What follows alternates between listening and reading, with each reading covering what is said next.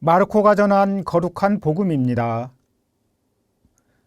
그때에 예수님께서 티로 지역을 떠나 시돈을 거쳐 데카폴리스 지역 한가운데를 가로질러 갈릴레아 호수로 돌아오셨다. 그러자 사람들이 귀 먹고 말 더듬는 이를 예수님께 데리고 와서 그에게 손을 얹어 주십사고 청하였다. 예수님께서는 그를 군중에게서 따로 데리고 나가셔서 당신 손가락을 그의 두 귀에 넣으셨다가 침을 발라 그의 혀에 손을 대셨다.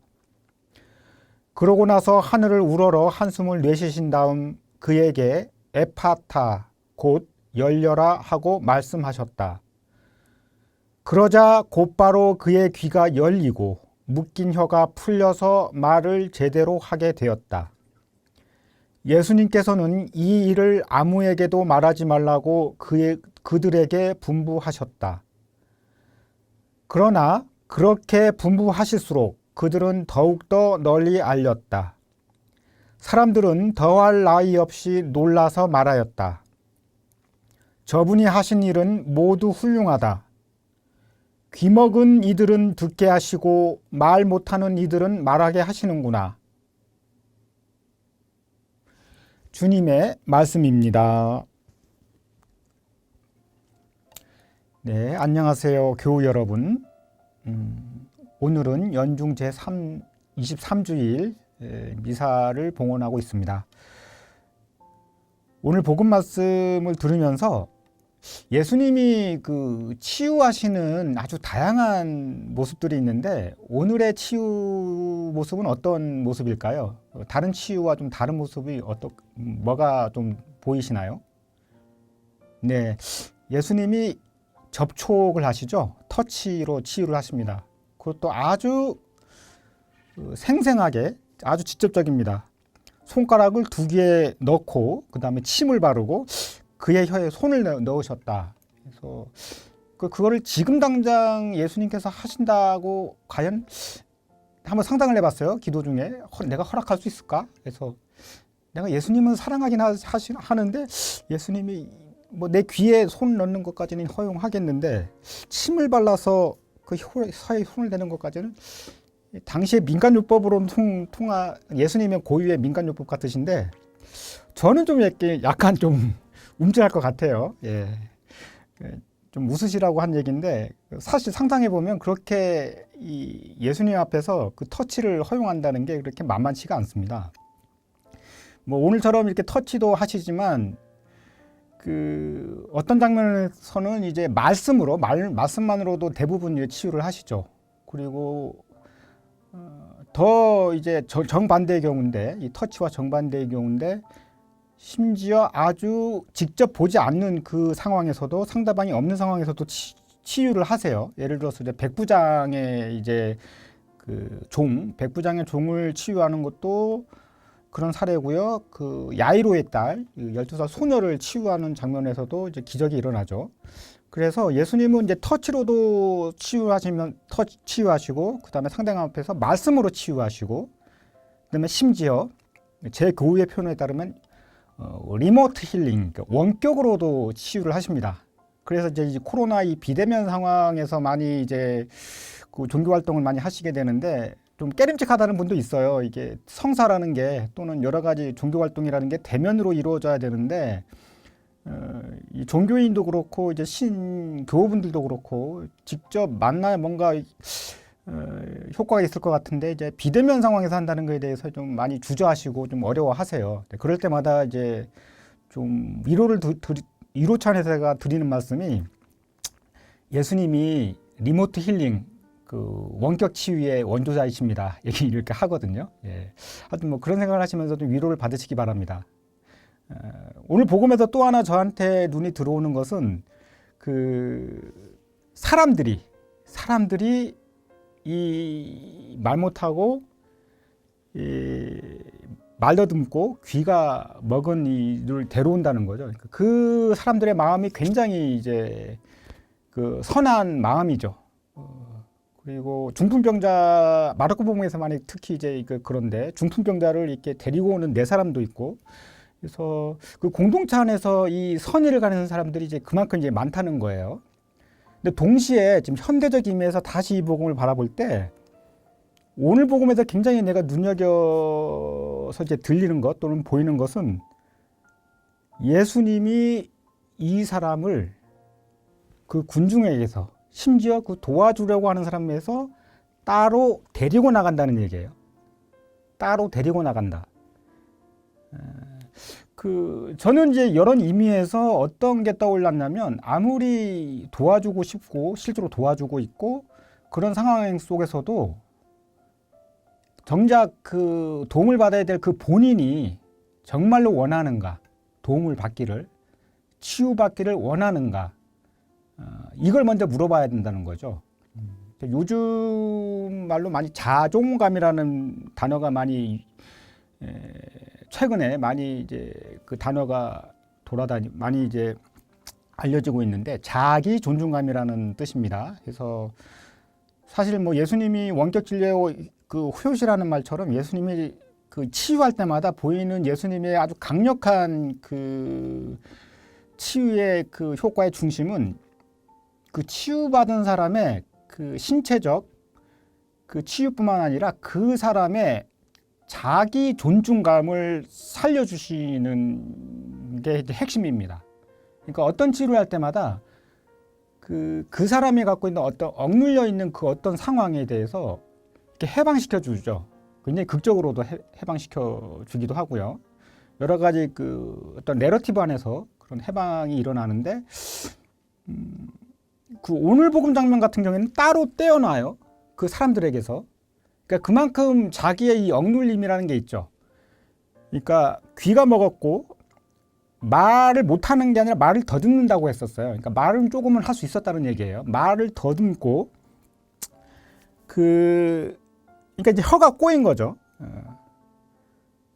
그러니까 이제 뭔가 사람들 속에서 억눌려 있는 상황인데 이 사람들로부터 떼어놓은 거예요. 이 공동체로 심지어 도와주려고 하는 그 선한 사람들로부터도 떼어놔요. 그러니까 당신 그 고유의 이 사람들이 뭐라 그랬건 뭐 도와주면 이런 거 상관없이 너는 정말로 치유되길 원하느냐? 설마 혹시 눈치 보는 거 아니냐? 이런 거죠. 그러니까 요즘 매스컴상에서 좀 약간 좀 심한 경우에는 뭐 학대 사건이나 이런 것들이 있죠. 그러니까 뭔가 감금 상태 이런 같은 좀 비극적인 사건들 좀 그러니까 심심찮게 들리는데 물리적 쇠창살은 아닌데 문지방 하나 못 벗어나는 경우가 있어요. 그러니까 그게 이제 일종의 정서적 지배, 그러니까 뭐 가스라이팅이라는 표현을 많이 쓰대요. 그러니까 이 유래가 어느 영화에서 나온 얘기인데 어느 사람이 한 여성을 어떻게 정서적으로 심리적으로 지배를 하게 되는지, 이런 뭐 학대 같은 이제 극단적인 경우도 있습니다만 대부분 우리는 어느 정도 그 눈치를 보고 살죠. 특히 이제 부모 자식 그 관계, 그다음에 연인 부부 관계, 그러니까 사람 관계에 있어서 완벽한 그 평등 관계라는 걸 사례를 찾아보기 힘들 정도로 우리는 어느 정도 의존을 하고 또는 의존하게 만들고 있는 그 관계 속에서 살아갑니다. 그게 심하면 이제 그 법적 책임을 물어야 되도록 학대가 되는 거죠. 근데 우리 일상적으로는 잘 의식을 못하지만 한번 잘 살펴보십시오. 우리 관계 안에서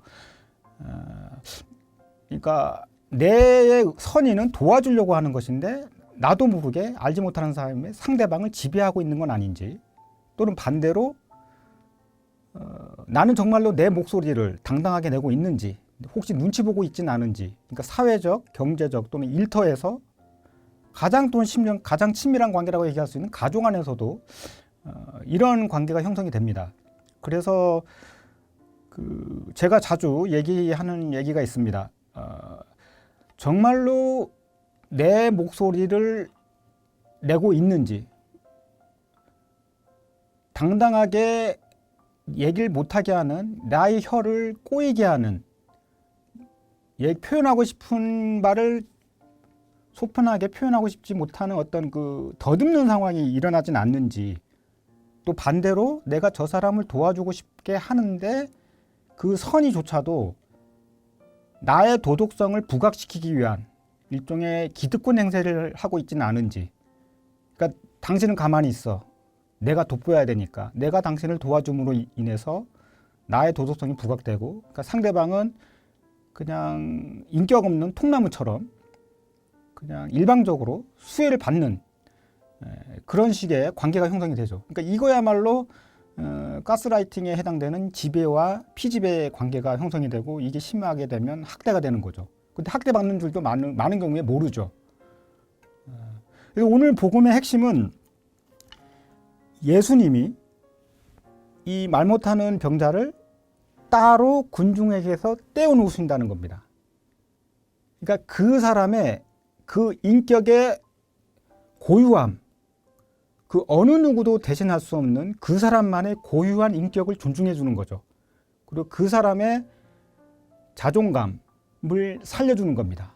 그리고 나서 얘기하지 말라 그러죠. 치유하시고 나서. 그러니까 너만의 소중한 체험이니까 이 치유는 하느님만이, 그 예수님을 통해서 일어난 그 아주 귀한 그 체험이기 때문에 함부로 여기저기 동네방네 떠들 수 없다라는 얘기입니다. 뭐 그럼에도 불구하고 현실은 이렇게 떠들고 다니죠. 많이 알게 되고. 그래서 제가 그 뭐 사목적인 경험은 많지는 않습니다만, 이제 뭐 학교에 있기 때문에 그래도 가끔 가다가 이제 어떤 이런 뭐 성사 차원이거나 아니면 상담 차원에서 그 사람들 만나게 되다 보면 이제 이런 경우가 많죠. 그러니까 지배와 피지배, 의존 관계가 많이 있어서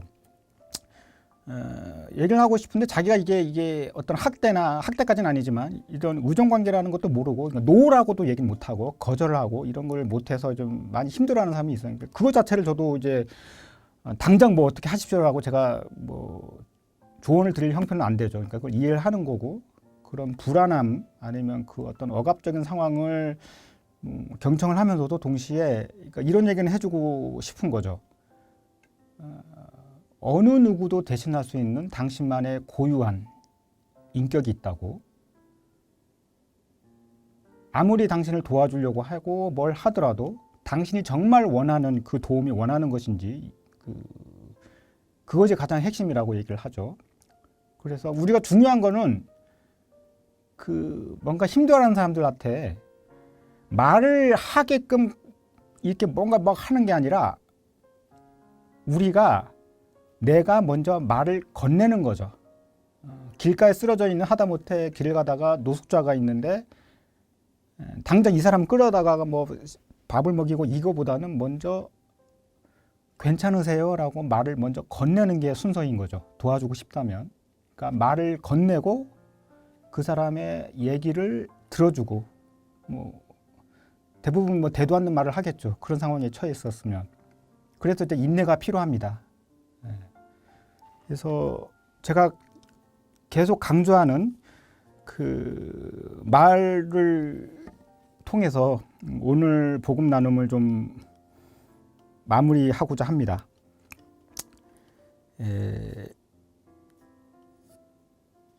자존감에 대한 저의 일종의 통찰인데요. 당신은 소중한 사람입니다. 당신은 소중한 사람입니다. 아무리 당신이 무시당해도, 아무리 당신이 막대 먹어도, 당신이 어떤 상처를 줬건, 당신이 어떤 상처를 받았건, 당신이 어떤 아픔에 시달리건, 당신은 누군가에게 소중한 사람입니다.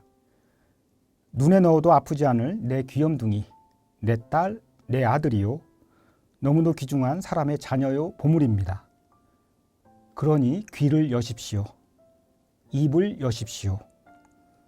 당신은 존중받을 권리가 있고 존중하라고 요구할 권리가 있습니다.